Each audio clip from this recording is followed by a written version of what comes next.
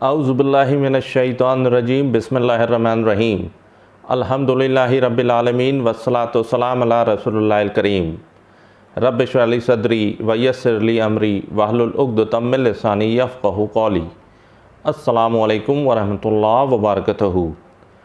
Dear brothers and sisters in Islam, ये video मैं specially doctors के लिए लेकर आया हूँ और इस वजह से ताकि डॉक्टर्स को जो कि इतना बिज़ी रहते हैं और उनको दीन और दुनिया दोनों में ही अपना ड्यूटीज़ पूरी करनी होती हैं, लेकिन हर बार ऐसा नहीं हो पाता। या तो इंसान को लगता है कि मेरा दीन छूट रहा है और या फिर लगता है कि मेरी दुनिया छूट रही है। दुनिया छूट जाए कोई फ़र्क नहीं पड़ता, दीन नहीं छूटना चाहिए, लेकिन डॉक्टर ऐसा नहीं कह सकता कि दुनिया छूट जाए दीन न छूटे। दीन तो उसके लिए लाज़िम है, लेकिन दुनिया में जो लोग उस पर डिपेंडेंट हैं वो भी लाज़िम है कि वो उनका ख़याल रखे और उनका ट्रीटमेंट करे। और इस ट्रीटमेंट को लेकर जो है बहुत सी बातें होती हैं जिस वजह से डॉक्टर को अपने दीन पर चलने का परेशानी होती है। और इस परेशानी का सबब जो सबसे ज़्यादा होता है वो सर्जन्स को होता है, और सर्जन्स में भी जो लेडीज़ होती हैं उनको सबसे ज़्यादा परेशानी होती है। और इस परेशानी की क्या वजह है?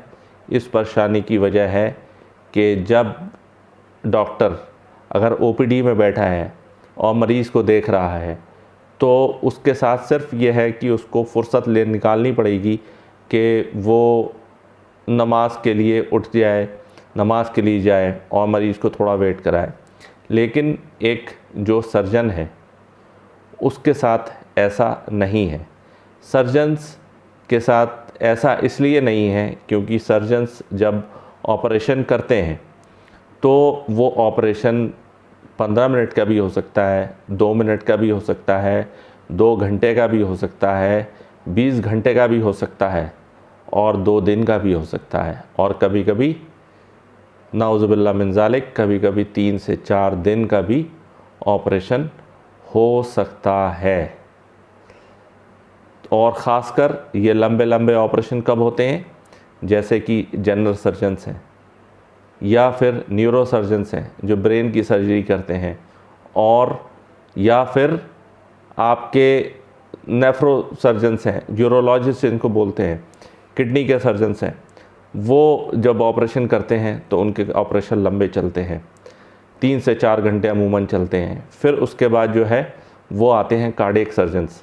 Cardiac surgeons, cardiothoracic and vascular surgeons जो होते हैं उनके सर्जरीज़ जो है 4 से 5 घंटे चलती हैं और उससे भी ज़्यादा हो सकती हैं, 1 दिन भी हो सकता है, 2 दिन भी हो सकता है। और सबसे ज़्यादा लंबे सर्जरी जो चलती हैं वो चलती हैं आपके प्लास्टिक सर्जन्स की, जो माइक्रोवैस्कुलर सर्जरी करते हैं। तो जो माइक्रोवैस्कुलर सर्जरी करते हैं तो इसमें इतनी छोटी छोटी आर्टरीज़ और वेसल्स जो है वो जोड़नी पड़ती हैं, तो इसकी वजह से इनकी सर्जरी जो है 10, 12, 15, 18 घंटे, 20 घंटे, 25 घंटे भी चल सकती है। कि किसी का हाथ कट गया तो उसको सही करना है, उसको जोड़ना है फिर से, तो इसमें जो है इंसान को बहुत लंबा टाइम लग सकता है। और फिर उसके बाद जो है अब जो लेटेस्ट सर्जरीज़ हैं उसमें ऑन्को सर्जरी यानी कि जो कैंसर की सर्जरी होती है, तो इसमें कैंसर की सर्जरी में बहुत टाइम लगता है। फिर एक तो ये टाइम का मैनेजमेंट है। फिर उसके बाद जो है जब हम लेडीज़ तक आ सकते हैं तो लेडीज़ में आने में उनमें ये परेशानी होती है कि जब लेडीज़ जो है वो ऐसा नहीं है कि वो हर जगह जो है वो they can take a bath, they can change the clothes, तो उनके साथ ये परेशानी आती है। और ख़ासकर गायनेकोलॉजिस्ट जो होती हैं, गायनेकोलॉजी में क्या होता है कि गायनेकोलॉजी में बहुत से फ्लूइड्स होते हैं, बॉडी से बहुत से फ्लूइड्स निकलते हैं। जब ऑब्स्टेट्रिशियंस होते हैं, जब सिजेरियन सेक्शन करते हैं, उसमें बहुत से फ्लूइड्स निकलते हैं। और बाकी जो सर्जरी होती है उनमें बहुत से फ्लूइड्स निकलते हैं।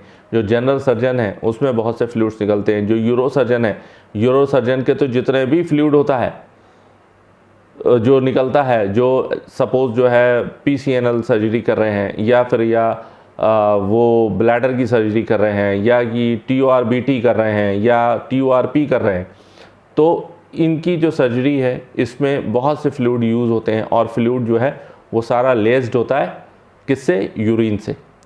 और जो जनरल सर्जन्स जो पेरिटोनाइटिस कर रहे हैं, जो लेप्रोटमीज़ कर रहे हैं, तो इनकी सर्जरी में इनका जो फ्लूइड्स होते हैं, बहुत से फ्लूइड्स यूज़ होते हैं, मतलब सैकड़ों लीटर के हिसाब से जो है फ्लूइड जो है वो यूज़ होता है, और वॉश करने के लिए और देखने के लिए कि कहाँ पे लीजन है, और भी वार्म करने के लिए बॉडी को, इसके लिए फ्लूइड यूज़ होता है। तो और सबसे बड़ी बात है, इस फ्लूइड में फिर ब्लड हो कोई फ़र्क नहीं पड़ता, लेकिन ब्लड के साथ क्या हो जाता है, फिर पस भी उसमें इंक्लूड हो जाता है। ऐसे ही गायनेकोलॉजिस्ट हैं या ऑब्स्टेट्रिशियंस हैं, उनके साथ जो है वो एमनियोटिक फ्लूइड होता है उसमें, और जो फीटल यूरिन होता है, फीकल मैटर होता है, और पस होता है। तो ये सब जो है, ये सब नजिस चीज़ें हैं। ये अगर कपड़ों पे लग जाती हैं तो कपड़ों में के उन नजिस होने की वजह से जो है वो आपको कपड़े चेंज करना पड़ेंगे। वैसे तो सर्जन्स तो कपड़े चेंज करके ही ओटी ड्रेस पहन के करते हैं, लेकिन जब इतना बहुत सा यूज़ होता है, फ्लूइड यूज़ होता है, तो वो जो है कपड़े जो है वो पूरे सॉइल हो जाते हैं इनसाइड, मतलब यानी कि बॉडी तक जो है वो गंदगी पहुंच जाती है। मतलब अगर पाँव में लग गई या कुछ लग गया तो इंसान पाँव धो सकता है, लेडीज़ के लिए वो भी ये तरद्दुद है। लेकिन जो मेल्स, जो बाकी जो वो है, अगर सपोज़ जिस्म पे लग गया, बॉडी पे लग गया, यहाँ पे गंदगी लग गई, तो फिर उसको कैसे साफ़ करेंगे? उसके लिए तो नहाना ही है, उसके लिए तो गुस्ल ले लेना पड़ेगा, और आप कंफर्म भी नहीं हो सकते कि ये सिर्फ ब्लड है या ब्लड के साथ एडमिक्स जो है वो पस भी है या और कोई बॉडी फ्लूइड है। तो इसके लिए जो है ये बड़ी तरद्दुद है। तो इसके लिए कुछ आप जो है वो मेजर्स ले सकते हैं। एक तो ये कर सकते हैं कि इंसान जो है वो प्लास्टिक शीट्स जो होती हैं, प्लास्टिक के एप्रन्स हैं, वो पहन सकते हैं, और प्रोटेक्टिव कवरिंग आती है आजकल, जो प्रोटेक्टिव जो कवरिंग आती है, जो ओटी ड्रेसेस आते हैं, तो वो सारे जो है वो वाटरप्रूफ मटेरियल के होते हैं। वाटरप्रूफिंग मटेरियल आप यूज़ कर सकते हैं, और उसके बाद जो है वो गम बूट्स यूज़ कर सकते हैं। और जो है फिर ओटी टेबल्स पर भी जो ऐसा होता है कि ओटी टेबल्स पर भी जो है ड्रेनेज सिस्टम आप ऐड कर सकते हैं। जो नए जो ओटी ड्रेसेस आ रही हैं या जो इक्विपमेंट आ रहा है ड्रेसेस जो है, उसमें जो है वो ड्रेनेज के लिए भी आप यूज़ कर सकते हैं। तो उससे यह है कि आपकी बॉडी बच सकती है। और वैसे भी all these things are infectious, तो इन्फेक्शन को भी बचाएगा और आपको भी बचाएगा, आपकी तहारत भी बचाएगा। तो ये कर सकते हैं। प्लस उसके बाद ये कर सकते हैं कि अगर मैं, वैसे तो मेरे पास सर्जरी वो नहीं है, मैं एनेस्थेसियोलॉजिस्ट हूँ, मेरे पास कोई ऑपरेशन हॉस्पिटल नहीं है, लेकिन अगर मेरे पास हॉस्पिटल होता तो मेरा एक तरीके से वो था, ड्रीम तो नहीं कहेंगे, मतलब एक एम था कि भाई अगर हम हॉस्पिटल बनाएंगे तो हम अपने हॉस्पिटल में एक ऐसी जगह बनाएंगे जहाँ पे I can take a proper bath. But लेकिन ये हर किसी के साथ मैसर नहीं है। तो ये चीज़ देखना चाहिए कि डॉक्टर्स को ये सोचना चाहिए कि भाई लेडीज़ आती हैं और ख़ुद भी आते हैं, तो उनको ये सब चीज़ें देखना चाहिए कि बेदिंग का जो है वो और प्राइवेसी का जो है वो माकूल इंतज़ाम हो। तो ये तो हो गया आपका कि आपके क्लॉथ में लग गया, आपने क्लॉथ चेंज कर दिए, और या फिर आपने यूट्यूब के बाद, और या फिर वैसा आपने जो है वो प्रोटेक्टिव जो है वो शीट्स वगैरह या ड्रेप्स वगैरह यूज़ किए। लेकिन कभी कभी क्या होता है कि इस सब के बावजूद भी, और कभी कभी क्या अक्सर होता है कि इस सब के बावजूद भी जो है वो कपड़ों पे जो है वो गंदगी लग जाती है। तो उसके लिए आपको ये करना है कि आपको जो है वो पार्ट जो है उसका उतना धो दीजिए। लेकिन यह है कि अगर कोई यहाँ पे अगर लग गया पार्ट पे, तो आपको चेंज करना पड़ेगा। अगर अंदर चला गया तो फिर आपको जो है you will have to take a bath, otherwise तो नजिस है। और अगर लेकिन यह है कि दामन पे लग गया या कहीं छोटा बहुत इधर उधर लग गया तो आप यू कैन टेक ए बात। और दूसरी बात एक और चीज़ भी है कि जब हम लोग ओटी ड्रेस पहनते हैं तो ओटी ड्रेस जो है अमूमन जो है दे आर नॉट पाक, they can be clean, they can be autoclaved, they can be जो है स्टेराइल, बट ज़रूरी नहीं है कि वो पाक हो। पाक होने के लिए जो है वो कपड़े को 3 बार साफ़ पानी में पूरी तरीके से खंगाला जाना चाहिए, तभी वो पाक होगा। तो इस चीज़ का भी डॉक्टर्स को ध्यान रखना चाहिए कि ओटी ड्रेस में ना वो नमाज़ पढ़ें। अक्सर मैंने देखा है लोग ओटी ड्रेस में नमाज़ पढ़ते हैं, बिल्कुल नहीं। जो आपके अपने पाक कपड़े हैं उसमें करिए। हाँ, अगर ये है कि वो कोई इंश्योर कर देता है, कोई जो आपका जो वॉशर है वो इंश्योर कर देता है, जो लॉन्ड्री आपकी जो हो सकता है आपकी ऑटोमेटिक लॉन्ड्री हो, ऑटोमेटिक लॉन्ड्री में सारे पाक होकर निकलते हैं। और जो नॉर्मल जो हाथ से धोते हैं तो इसमें प्रॉब्लम होती है। अगर उसके बाद वॉशिंग मशीन ऑटोमेटिक नहीं है या उसने 3 बार नहीं खंगाला तो आपके कपड़े जो है वो पाक नहीं हो सकते। तो इस चीज़ का भी आपको ध्यान रखना चाहिए कि आपको अपने कपड़े में नमाज़ पढ़नी चाहिए, ना कि जो ओटी ड्रेस के कपड़े में। आसान तो वो होता तो बहुत कंफर्टेबल है, लेकिन यह है कि वो पाक नहीं होता मोस्ट ऑफ द टाइम्स। तो ये चीज़ देखना है। फिर उसके बाद जो है, ये तो मैं नहीं कहूँगा कि आप जो है वो नॉर्मल ड्रेसेस में ऑपरेशन करते हैं तो उसमें आपके कपड़े गंदे हो जाते हैं, तो ऐसा तो क्रिमिनल है, तो ये तो नहीं करना चाहिए। लेकिन अमूमन लोग करते हैं। अब हो सकता है पैसे बचाने के लिए भी करते हो या फिर जल्दीबाजी में भी, लेकिन ये है कि this is a criminal thing. लोगों से गलती हो जाती है तो इट शुड बी अवॉइडेड। अब तो ये आपके ये चीज़ हो गई कि आपने ये जो है वो मेजर्स लिए कि आपके कपड़े नापाक ना हो। लेकिन उसके बावजूद भी, जैसे मैंने पहले कहा था कि सर्जरीज बहुत लंबी चलती हैं।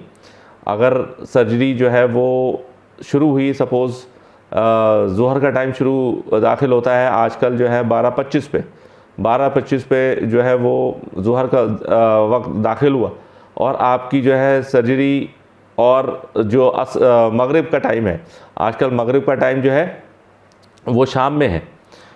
इनफैक्ट शाम में जो है वो अराउंड 6:30 या 6 बजे। अब मुझे इतना आइडिया नहीं है, मुझे याद नहीं आ रहा है इस वक्त कि इस वक्त कितना टाइम है। तो इतना टाइम है तो आपको पूरे 6 घंटे मिलते हैं कि 6 घंटे में आप क्या कर सकते हैं कि आप जो है वो, अगर आपकी सर्जरी लग रही है 1 बजे, तो अमूमन सर्जरी जो है वो कुछ ही सर्जरी लंबी होती है, वरना अमूमन सर्जरी तो 1-1.5 घंटे में निपट जाती है। तो अगर आपका 12:30 बजे सर्जरी ज़ोहर का शुरू हो रहा है तो आप जो है वो, अगर 1 बजे केस लग रहा है तो आप पहले उस पर नमाज़ पढ़ लीजिए। फिर उसके बाद जो है वो अपना केस कर लीजिए। केस करने के बाद जो है वो आप तहारत हासिल कर लीजिए। फिर जब असर का टाइम दाखिल हो तो आप असर की नमाज़ पढ़ लीजिए। यही अमूमन लोग करते हैं। लेकिन प्रॉब्लम क्या आती है? प्रॉब्लम तो आती है जब टाइम जो है लंबा खिंच जाता है। अब केस लगा, ऑपरेशन लगा 12 बजे या 11 बजे, आप हर वक्त तो आप बॉस होते नहीं हैं, आप उसको चेंज नहीं कर सकते। तो अगर केस लगा 12 बजे तो 12 बजे आपने केस लगा, 12 बजे के बाद केस कब ख़त्म हुआ? केस ख़त्म हुआ 4 बजे, 4:30 बजे। 4:30 बजे जो है वो असर का वक्त दाखिल हो गया। अब क्या हुआ आपकी नमाज तो चली गई ज़ोहर की। फिर अब आप क्या करेंगे? अब आप तो गुनहगार हुए। तो इसके लिए क्या करते हैं कि इसके लिए अल्लाह के नबी सल्लल्लाहु अलैहि वसल्लम ने हमें रुख्सत दी है। रुख्सत का मतलब होता है कि हमें एक डिस्काउंट दिया है, एक हमें जो है लीवरेज दी है, एक जो है हमें जो है वो आसानी दी है। तो आसानी क्या दी है अल्लाह के नबी सल्लल्लाहु अलैहि वसल्लम ने? इनफैक्ट अल्लाह ने ही दी है। तो अल्लाह के नबी सल्लल्लाहु अलैहि वसल्लम ने ये फरमाया कि अगर सफ़र में जाओ तो अपनी नमाज़ों को कसर भी कर लो और जमा भी कर लो। ऐसे ही जो है वो, अगर रसूल सल्लल्लाहु अलैहि वसल्लम ने बग़ैर किसी खौफ के, बग़ैर किसी परेशानी के, बग़ैर किसी बारिश के, और तो अल्लाह के नबी सल्लल्लाहु अलैहि वसल्लम ने अपनी नमाज़ें जमा करी। नमाज़ें कौन कौन सी जमा करी? ज़ोहर की नमाज़ जमा करी असर के साथ, और असर की नमाज़ और मगरिब की नमाज़ जमा करी इशा के साथ। तो ये आप कर सकते हैं। तो ये, और अल्लाह के नबी सल्लल्लाहु अलैहि वसल्लम से पूछा गया कि ये किस लिए है तो यह है कि तो रसूल सल्लल्लाहु अलैहि वसल्लम ने फरमाया कि उम्मत में आसानी के लिए कि कोई तंगी बाकी ना रहे। तो वैसे तो ये बात भी जो है ये फ़िरक़ावारियत की नज़र हो गई है कि शिया जो है वो सारी नमाज़ें जमा करते हैं और जो सुन्नी जो है कोई भी उनके बुक्स में आके कोई नमाज़ जमा नहीं करते। मतलब ये फ़िरक़ावारियत है। लेकिन ये है कि हमें उससे क्या करना, हमें तो अल्लाह के नबी सल्लल्लाहु अलैहि वसल्लम जो फरमाया वो चाहे लोगों को मालूम हो या ना मालूम हो, हमें तो उसको अल्लाह के नबी सल्लल्लाहु अलैहि वसल्लम तक पहुँचाना। तो ये आप कर सकते हैं। तो इसमें जो है वो 2-3 तरीके से आप जो है वो नमाज़ें जमा कर सकते हैं।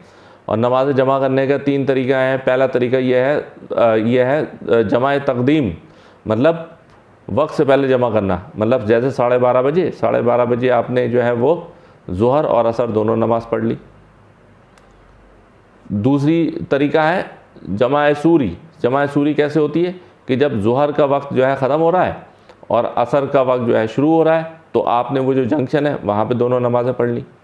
फिर उसके बाद जो है तीसरी होती है जमा ताख़ीर। जमा ताख़ीर में क्या होता है कि असर का वक्त अब दाखिल हो गया, ज़ोहर की नमाज़ आपने पढ़ी नहीं, तो अब क्या करेंगे, पहले आप ज़ोहर की नमाज़ पढ़ेंगे, फिर उसके बाद असर की नमाज़ पढ़ेंगे। और ये असर के टाइम में। ऐसे ही जो है मगरिब और इशा के टाइम में है, तो उसकी जो है जमा तक़दीम क्या होगा कि रसूल सल्लल्लाहु अलैहि वसल्लम का जो अमल था, जब ये जमा करते थे तो मगरिब को थोड़ा सा लेट करते थे। मगरिब ऐसे नहीं होता था कि एकदम अज़ान हुई और एकदम खड़े हो गए, तो थोड़ा सा लेट पढ़ते थे। थोड़ा सा लेट पढ़ने के बाद आप क्या करते थे कि मगरिब पढ़ते थे, मगरिब के बाद आप इशा पढ़ते थे। फिर ऐसे ही जमा सूरी उसमें होगा कि जब मगरिब और इशा का टाइम जब मिल रहा हो तो पहले मगरिब पढ़िए, फिर इशा पढ़ लीजिए, फिर उसके बाद 3 वितर पढ़ लीजिए। और ऐसे ही जो है उसकी जो जमा ताख़ीर होगी। जमा ताख़ीर जो है, क्योंकि इशा का टाइम तो बहुत लंबा होता है, मगरिब से लेके फजर शुरू होने तक, तो इतने लंबे टाइम तक जो है बहुत कम ऐसा होता है कि आपकी नमाज़ मिस हो जाए। हाँ, अगर लॉन्ग हॉल फ़्लाइट्स हैं और उसमें नमाज़ पढ़ने का टाइम नहीं है, का वो नहीं मिला, तो उस की जगह नहीं मिली, तो उसमें भी ऐसा हो सकता है। क्योंकि अमूमन जो है वो ऐसा करने नहीं देते, जो स्टाफ है, जो कैबिन क्रू होता है, वो आपको अपनी सीट से हिलने नहीं देता, तो उसमें भी ऐसे कर सकते हैं। या फिर आपने वहाँ पे खड़े खड़े ही नमाज़ पढ़ लें इशारों से।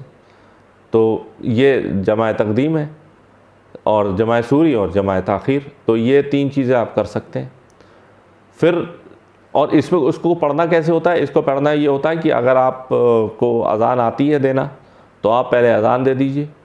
अज़ान देने के बाद फिर आप जो है वो इक़ामत कहिए, इक़ामत कहिए, अज़ान कही, अज़ान के बाद इक़ामत कही, इक़ामत करने के बाद फिर आपने 4 रकात नमाज फ़र्ज़ पढ़ी। इसमें अब सुन्नतें नहीं पढ़ी जाएंगी इसमें, और नफिल भी नहीं पढ़े जाएंगे। इसमें 4 रकात नमाज, ज़ोहर की नमाज, ज़ोहर असर अगर आप ज्वाइन कर रहे हैं, अगर जमा कर रहे हैं, तो पहले ज़ोहर पढ़ी, 4 रकात फ़र्ज़ पढ़ी, उसके बाद सलाम फेर दिया।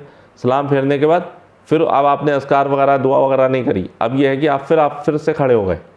फिर से खड़े होने के बाद फिर आपने जो है इक़ामत कही, इक़ामत कही, इक़ामत करने के बाद जो है फिर आपने असर की नमाज़ 4 रकात पढ़ी, और उसके बाद जो है फिर आपने दुआ मांगी, जो भी करा। इसमें जो है बस ये फ़र्क ये है कि एक नॉर्मल नमाज में और इसमें यह है कि इसमें जो है सुन्नतें और नफिल नहीं पढ़े जाएंगे। और ऐसे ही जो है मगरिब की नमाज़ में और इशा की नमाज़ में अगर ज्वाइन करते हैं, तो पहले आपने अज़ान दी, चाहे वो मगरिब की अज़ान हो या इशा की अज़ान हो, जो भी वक्त हो, तो उसमें आपने अज़ान दी। अज़ान देने के बाद जो है वो आपने इक़ामत कही, इक़ामत करने के बाद 3 रकात नमाज जो है मगरिब की पढ़ी फ़र्ज़, उसके बाद सलाम फेर दिया। सलाम फेरने के बाद आप फिर खड़े हुए, उसके बाद फिर आपने इक़ामत कही, इक़ामत कहने के बाद फिर आपने जो है वो फिर से आपने इक़ामत कह के 4 रकात नमाज इशा की नमाज़ पढ़ी। 4 रकात नमाज इशा की नमाज़ पढ़ने के बाद आपने जो है वो जो अस्कार करने थे वो आपने अस्कार करे, दुआ मांग दी जो आपने दुआ मांगी।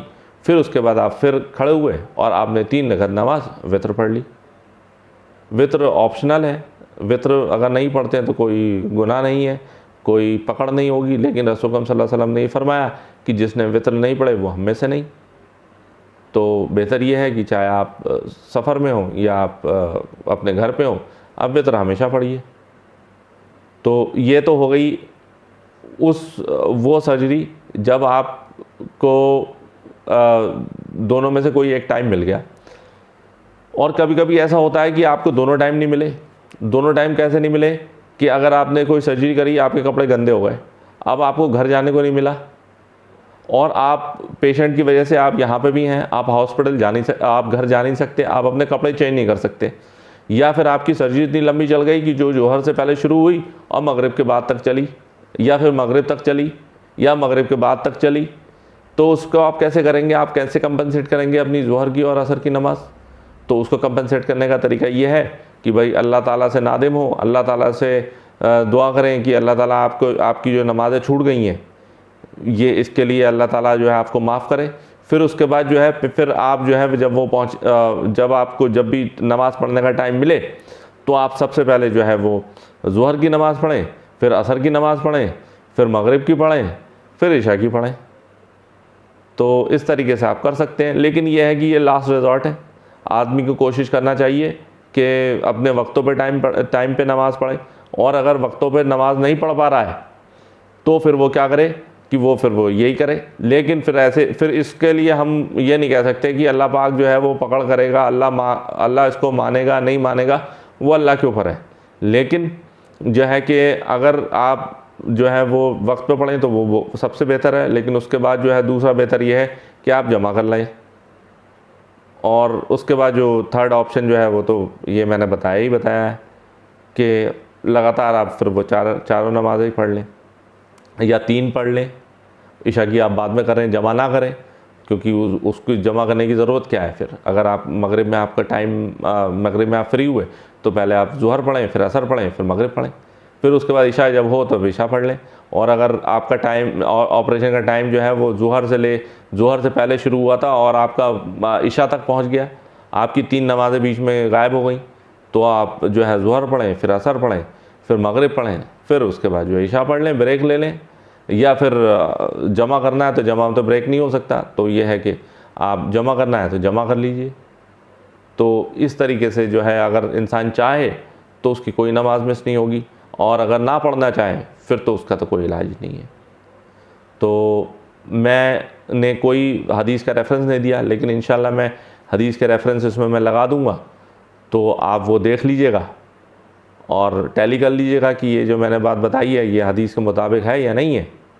और फिर जो है वो आप उसी से अगर आपको कोई फ़ायदा होता है इससे तो इस्तिफ़ादा हासिल करें, तो मेरे लिए दुआ करिए। वल्लाहु आलम। सुब्हानकल्लाहुम्मा व बिहम्दिका नशहदु अल्ला इलाहा इल्ला अंता नस्तगफिरुका व अतूबु इलैक व मा अलैना इल्लल बलागुल मुबीन। जज़ाकुमुल्लाहु खैर। अस्सलामु अलैकुम व रहमतुल्लाहि व बरकातुहू।